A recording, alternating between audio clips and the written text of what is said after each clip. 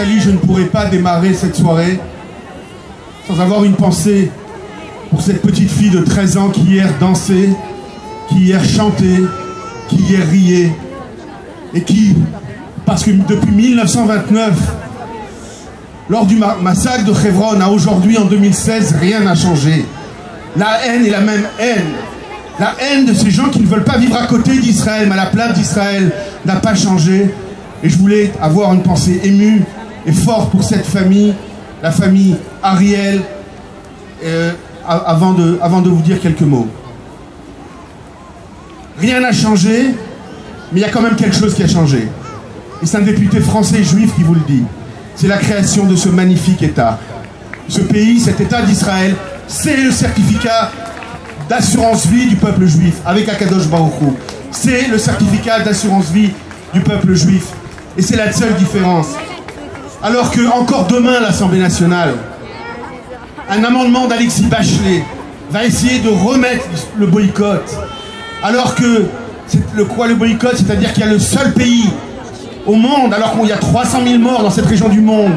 On tue en Syrie, on tue en Irak, on tue en Égypte, on massacre, on viole, le sang coule à flot. Leur seule obsession, c'est l'État d'Israël, ce seul État où il y a le droit des femmes, le droit des minorités, le droit de toutes les religions, le droit de vivre en paix et en sécurité en Eretz Israël, à Jérusalem, capitale indivisible du peuple juif. Personne, jamais personne.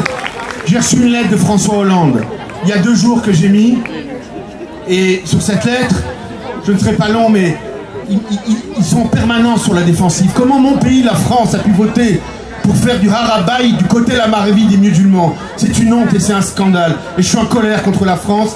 Et alors ok, il y a des excuses, mais arrêtons de faire des erreurs et respectons cet État. Je voudrais encore une fois féliciter l'équipe magnifique de ce soir de Kalita, qui a organisé, c'était pas simple. Et en particulier son président Marc Eisenberg, avec toute sa magnifique équipe, qui ont fait un travail remarquable. Il y a un an, il est venu me voir à l'Assemblée nationale, 1 an et demi, 2 ans peut-être plutôt, ça va tellement vite le temps, pour m'expliquer son projet. J'ai dit, Marc, fonce, mais c'était pas facile, rien n'était gardé d'avance. C'est toujours, vous savez, la lutte des égos chez les juifs, de faire, essayer d'unifier les choses, c'est jamais simple. Bravo Marc pour ce travail remarquable, bravo à toute ton équipe, et je suis très heureux d'être là ce soir.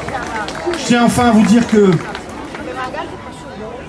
ce qui tient le peuple juif depuis 2000 ans, c'est la Torah. On peut croire, on peut pas croire, c'est libre.